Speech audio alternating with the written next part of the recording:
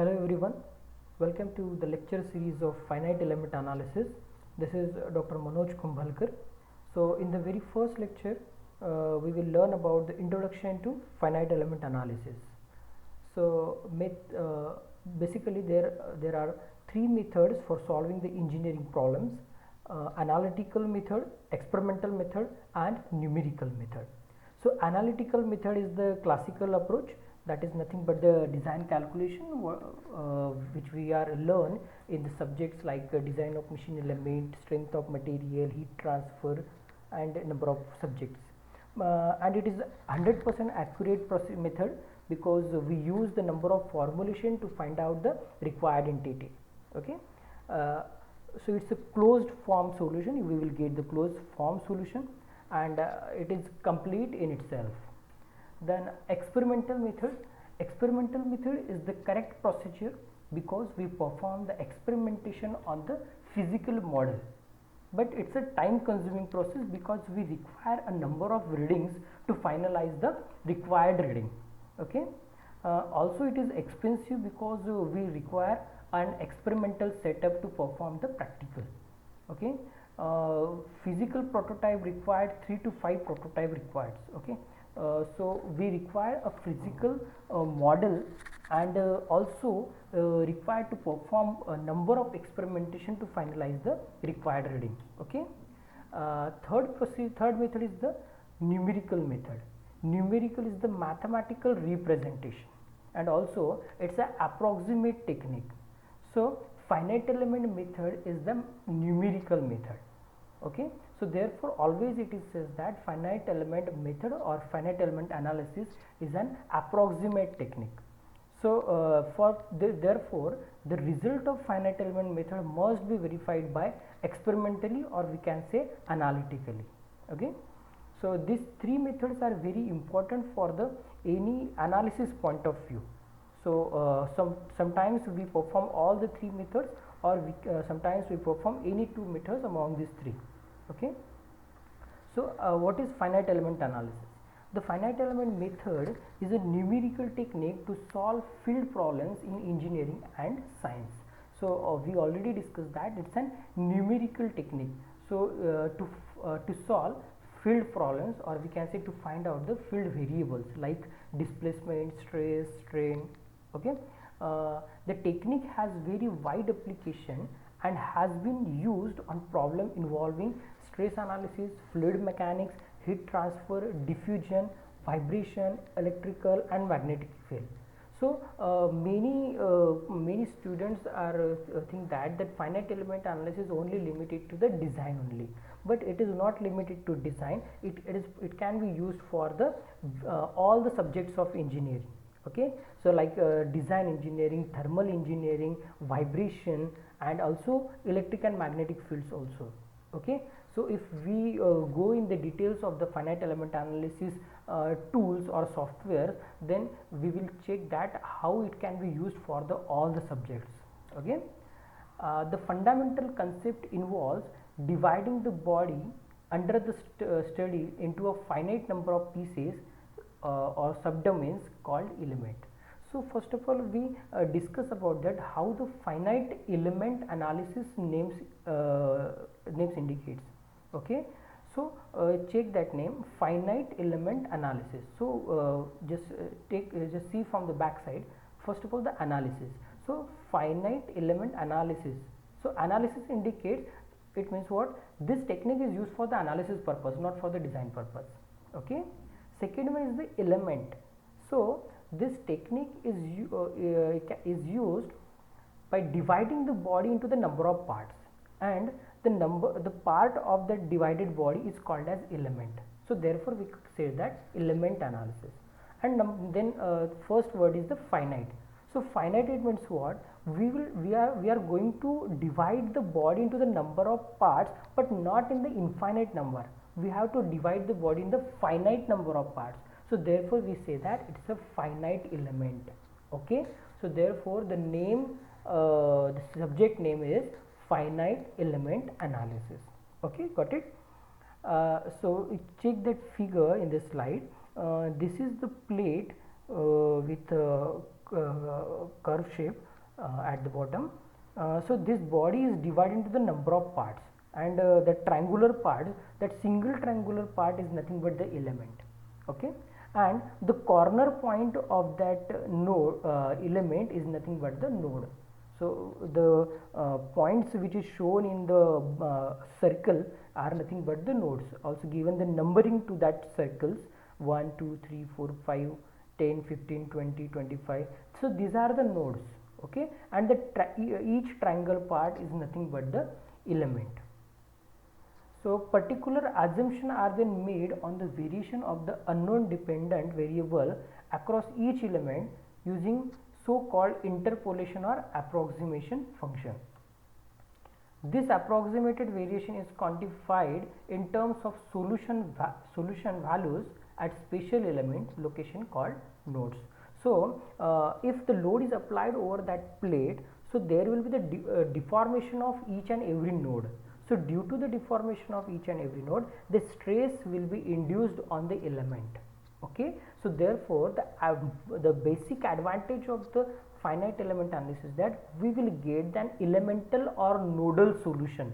So we cannot say that only the single stress value is acting over the plate, which way we studied in the strength of material. So in the if we apply the load on the bar, we can say that if the 100 Newton of force is applied over that much area, we will say that like 50 Newton per mm square stress is acting over that bar. But in the finite element analysis, we divide that bar into the number of parts. Okay, so if the 100 Newton of force is applied over that bar, then the we will get an elemental solution over that body completely. So we will find out where that maximum stress is acting over the bar. Okay, so that is the best advantage of the finite element analysis technique. So we will check some historical background. So here in the 1940, the structural in the structural engineering, they started the one dimensional. They started the analysis over the structure using the one dimensional element. So for example, the towers, bridges are the example of one dimensional element. Okay, in the 1950s they introduced the two dimensional element. So and started the using of stiffness method. Okay, but in the 1960, the scientist Klog, he used word finite element in his paper. So in his paper has been published in the American Society of Civil Engineering. So he used the word that finite element. So from that date, the technique name is given that finite element method. Okay, and in 1970s, three-dimensional element method has been introduced. Okay, so now in present days, it's very known method for the engineering applications as well as for the industrial application. So number of elements has been introduced.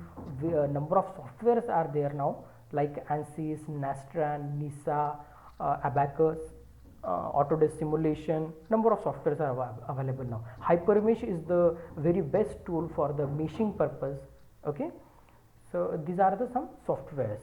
Now the basic phases of FEM which has been used in the every software. Okay, so the pre-processing, solution and post-processing are the three most important phases of the FEM. So these three phases are being used in all analysis softwares. Okay, so what it indicates? So pre-processing means, so when we are going to find out the solution of any entity, so over that one we have to do some process, like we have to, first of all we have to prepare a model. Thereafter we have to discretize the body. Discretization means what? We have to divide the body into the number of parts. So kindly take a note of that. Finite element method is works over the discretization method only. So if you will not going to discretize the body, or we can say if you are not dividing the body into the number of parts, the finite element method cannot be implemented. Okay, So discretization is the basic part of the finite element method, and it's also very vast area. We will see in detail in the practical. Okay. Meshing is very important. So in the pre-processing, what is required? First of all, the 3D model is required, that is modeling. Second one is the discretization, or we can say the divide the body into the number of parts. Third one is the material properties. We require material properties like modulus of elasticity, Poisson's ratio if we are going for the static structural analysis, and if you are going for the dynamic analysis, then some more parameters are required like density and some others. Okay.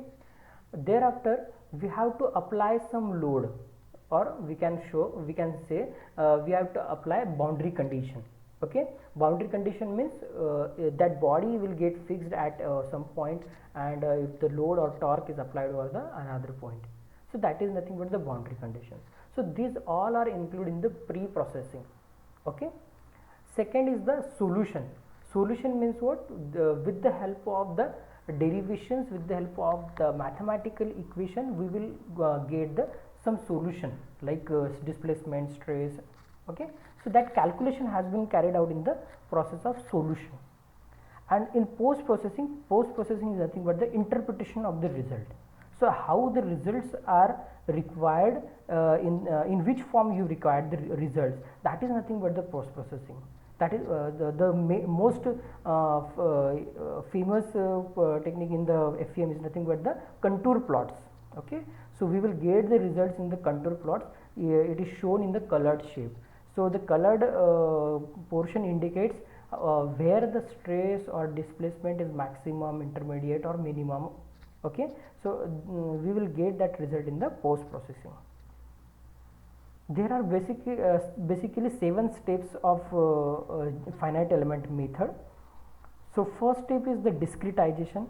Discretization means divide the body into the number of parts, divide the body into a number of parts and develop elements and nodes. Okay. Second is the select displacement function or solution approximation. It means what? We have to select some mathematical method. Third step is the derive the element stiffness matrix and equation. So in how many number of parts you are done in the over that body. So for each and every element we have to prepare a stiffness matrix. Okay. And whatever will be the number of element, so for all the elements, if you have prepared the stiffness matrix, thereafter you have to assemble all the matrix, that is called as the global stiffness matrix. Okay.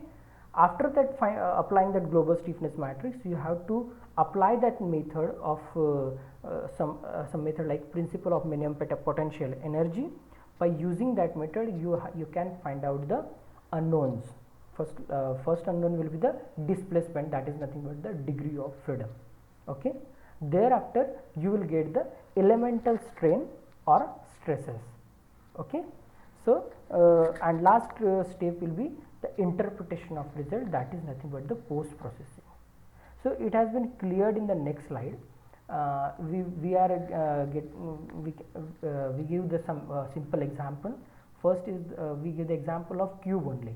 Okay. So first you have to model that cube in FEA with some dimensions. Second step is to give the material properties. Material properties involves density, Poisson's ratio, Young's modulus and some others. Okay. Third step is to meshing. Okay. Meshing means dividing that body into the number of parts and joined with the help of nodes. Okay. So how many number of elements and how many number of nodes are there, based on that the results will vary. Third step is the fourth step is the apply boundary condition.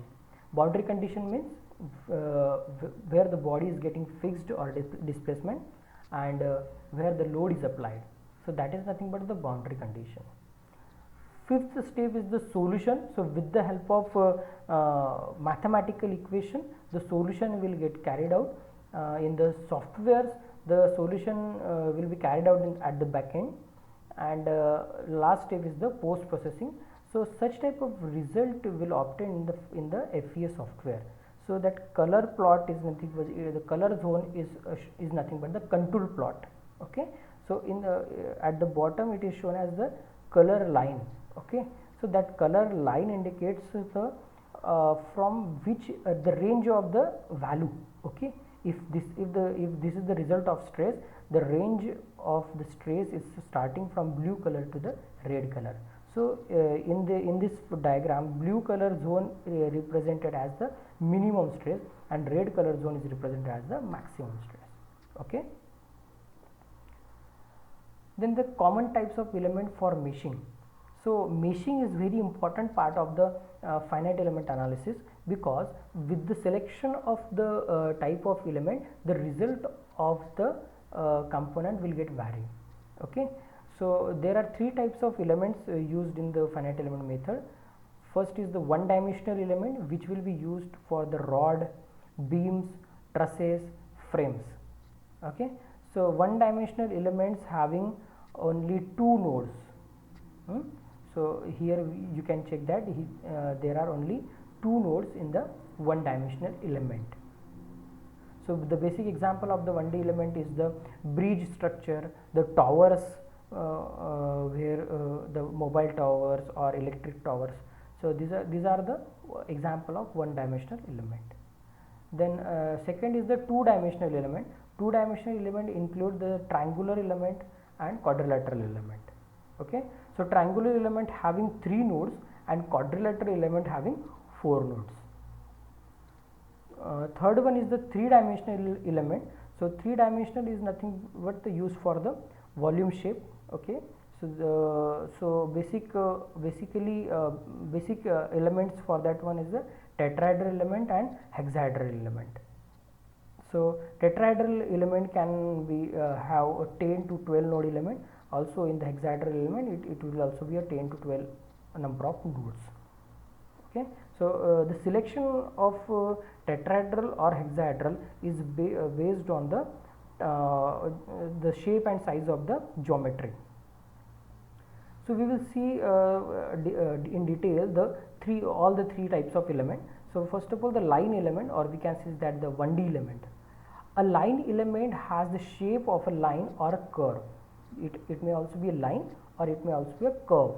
Therefore, a minimum of 2 nodes are required to define it. So if you are seen in the bottom of the slide, that straight line has an it indicate as an element, and that end points are the nodes, 2 nodes. Okay. So there can be higher order element that have additional node at the middle of the edge of an element. So that straight line indicates it's a linear element, and so curved line indicates it's a quadratic element. So quadratic element having an additional node at the middle. Okay, because it has a curved surface, therefore that additional node is required. An element that does not have a node in between its edge is called a linear element. The element that have nodes in between the edge are called as quadratic or second order element. Same in the 2D and 3D element. An area element has the shape of triangle or quadrilateral. Therefore, it requires a minimum of 3 or 4 nodes to define it. So in the triangular shape, there are 3 elements, 3 nodes. Sorry, in the triangular there are 3 nodes at the end.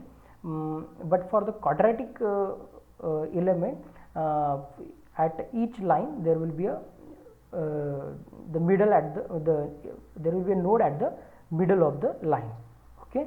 So if we can say that for the triangular element there will be a 3 nodes, but for the quadratic element there will be 6 nodes, and for the quadrilateral for linear quadrilateral element there will be a 4 node, and for the quadrilateral element there will be a 8 node.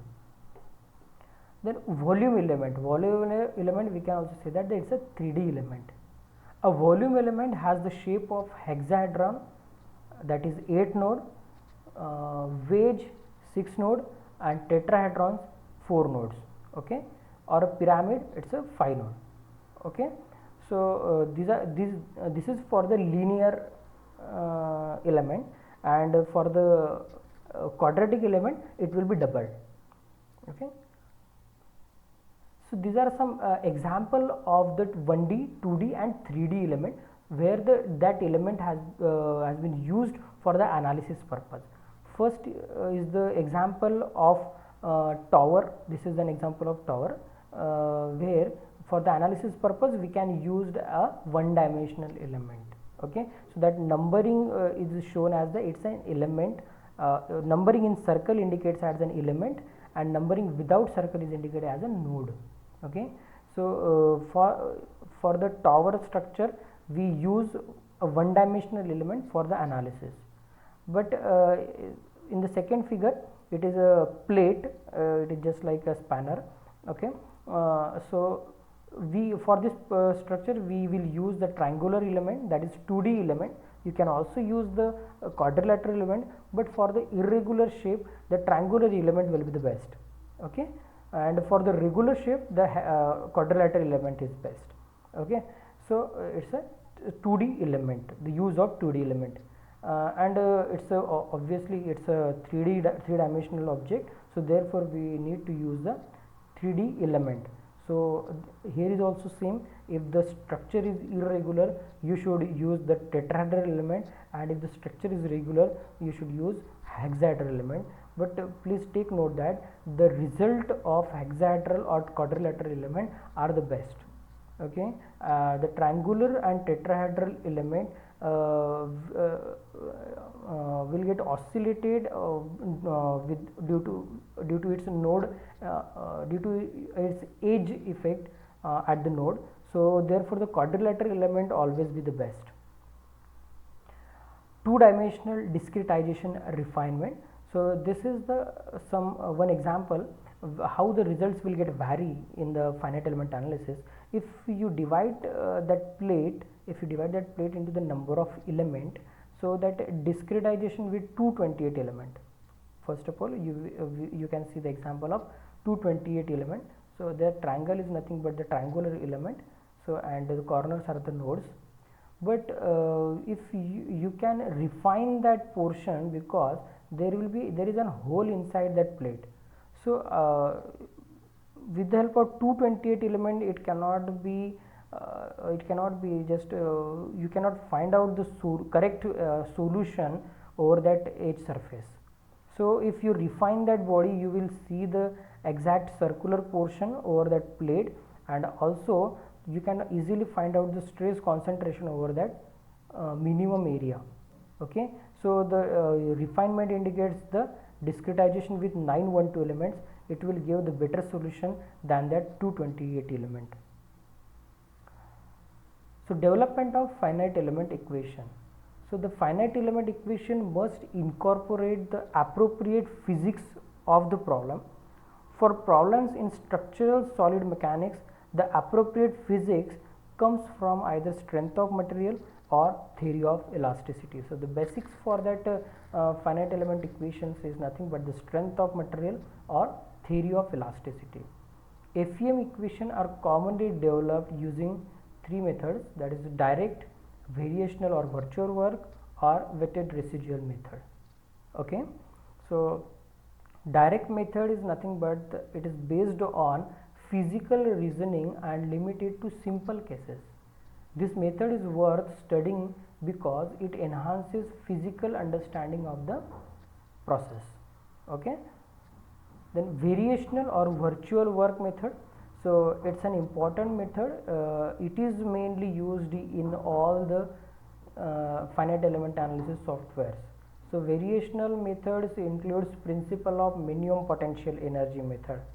So based on the concept of virtual displacement leads to relation between internal and external virtual work and to minimization of the system potential energy for equilibrium.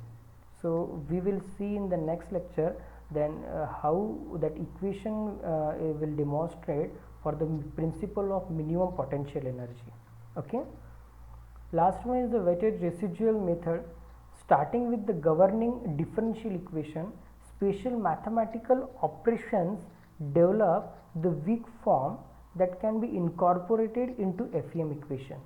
So weighted residual equations methods is mainly use the governing differential equations. This method is particularly suited for the problem that have no variational statement. Okay. So for stress analysis problems are Rayleigh-Reed's method or Galerkin method will yield a result identical to that found by variational method. Okay. So variational method is mostly used for the solid mechanics problem. Okay. So therefore we will go with the variational method. We already discussed the basic steps of finite element method, but here an equation of PMP or we can say that principle of minimum potential energy is discussed. So the equation is the K into U is equals to F, that is stiffness into the displacement is equals to the force. So how it can be written in the matrix form to finding out the unknown variables. So stiffness or a property matrix is written in the square matrix, displacement will be written in the curly bracket, and force will be written in the curly bracket matrix. Okay. So we will discuss now the how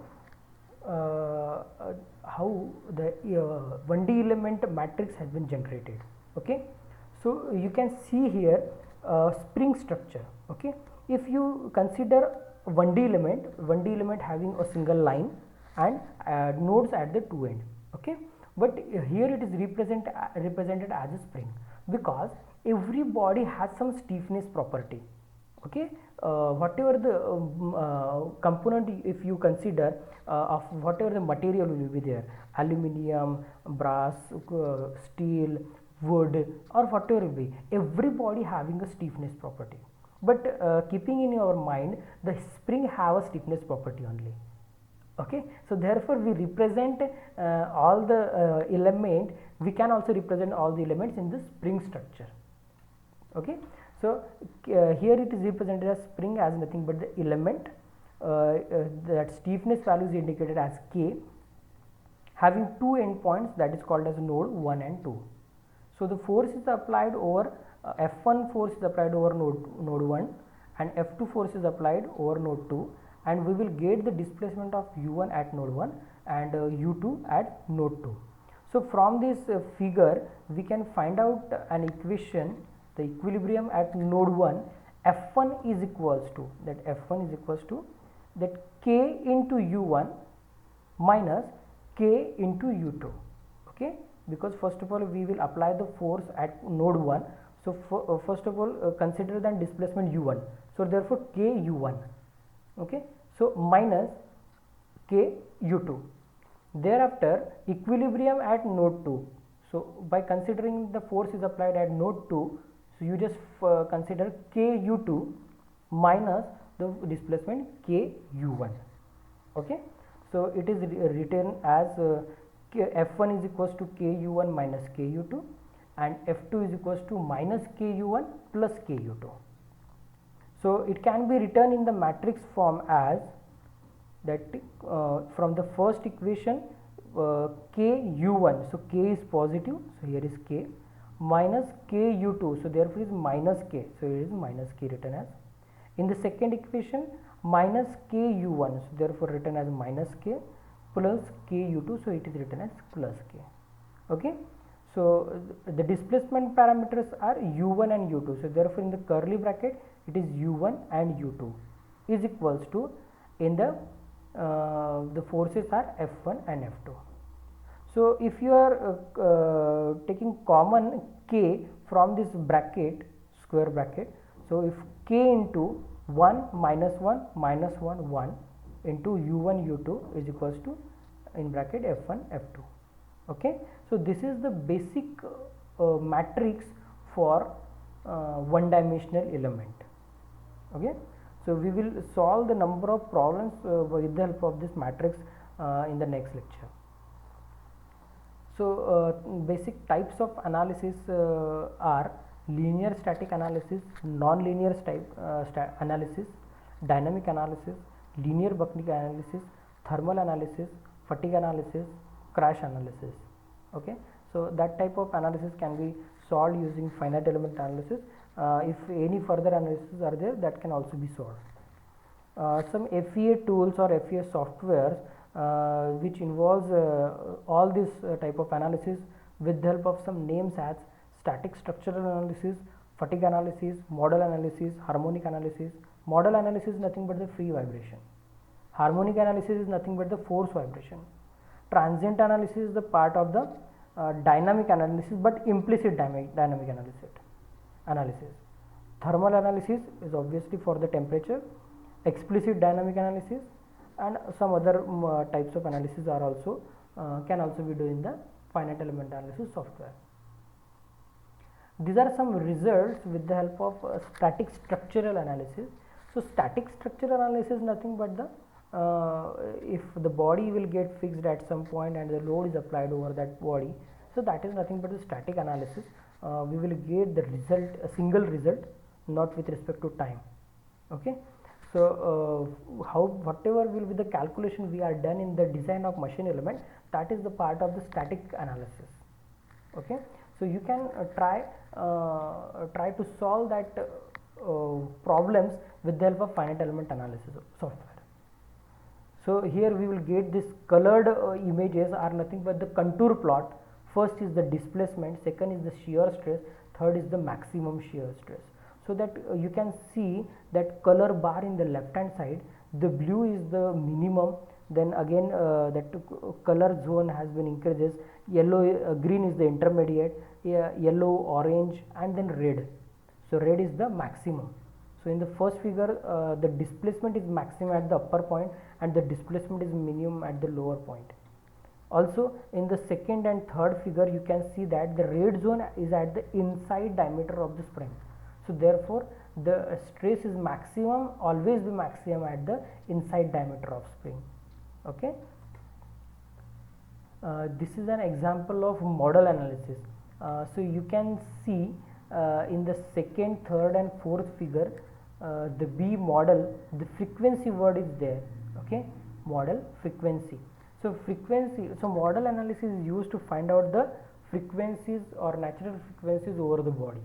So this is the structure of railway engineering. We are going to find out the frequencies at vertical, lateral and longitudinal side. Okay, so this is a model analysis. Model analysis indicates that we don't have to apply any load. We just fix that body at any one side. So you will get the frequencies. For example, if the tree is any tree is at the ground, any one of the free space, so it is fixed at that ground. Okay, and it is free at the top edge, that the leaves are moving here and there. So these are nothing but the free vibration, or we can say that it is freely moving anywhere. So that the displacement can vary, displacement can move in any of the side without applying any force. Okay, so that is the model analysis. Then fatigue analysis. So fatigue analysis can be indicated, can be expressed from its surface. Okay, what type of analysis is there, what type of failure is there, shear failure, tension failure or fatigue failure can be identified from its surface. Okay, so here the spring surface, actual spring fatigue zone is shown as here. That polished part indicates that it's a fatigue failure. Okay, so that in the fatigue analysis you can find out the life of any component, and also you can check the fatigue zone at its cross section. Okay, so these are the some introduction part of the finite element analysis. In the next lecture we will come with some numerical background and also some other methods. So thank you very much. Thank you.